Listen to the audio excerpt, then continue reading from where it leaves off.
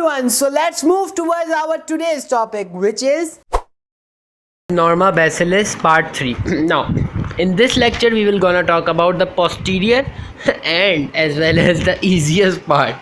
The anterior part was also easy, the posterior part was is also easy, but the middle part was a little much difficult. But in this part we will gonna talk about the posterior area or the posterior part of the NORMA BASALIS. The middle part, which was divided into two part, median part and lateral part, the posterior part is also divided into two areas, two part. Number one part, median part. Number two part is lateral part. Median part consists of foramen magnum, the large foramen through which brainstem is passed and will connect with the spinal cord. Okay. On the posterior side of the foramen magnum, you will see a line called as a sharp line called as crest. Okay, and that crest is called as external occipital crest. And that external occipital crest is connected with superior and inferior neutral line, and these together called as external occipital protuberance.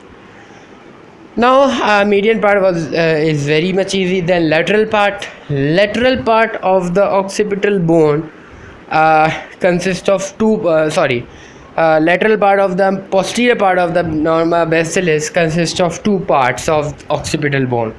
So basically posterior part having occipital bone. Okay, so remember this point. Now on that occipital part, occipital bone, there are two parts of the occipital bone, that is squamous part and another is condylar part.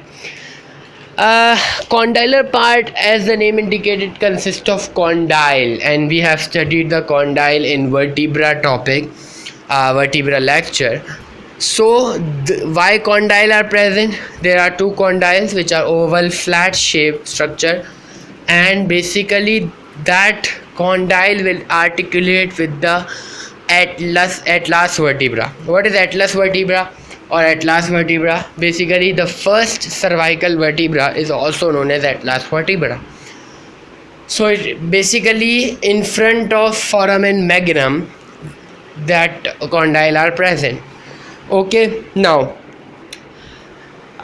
anterior to the condylar part, anteriorly the condylar part consists of anterior condylar canal and posteriorly posterior condylar canal.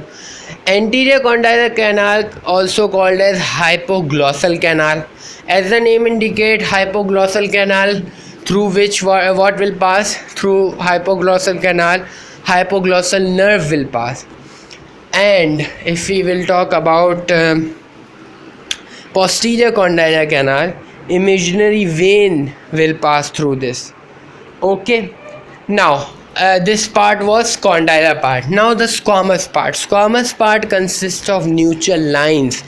Neutral lines are connected with structure, connected with the crest. Okay, and that crest is basically present behind or posterior to the foramen magnum.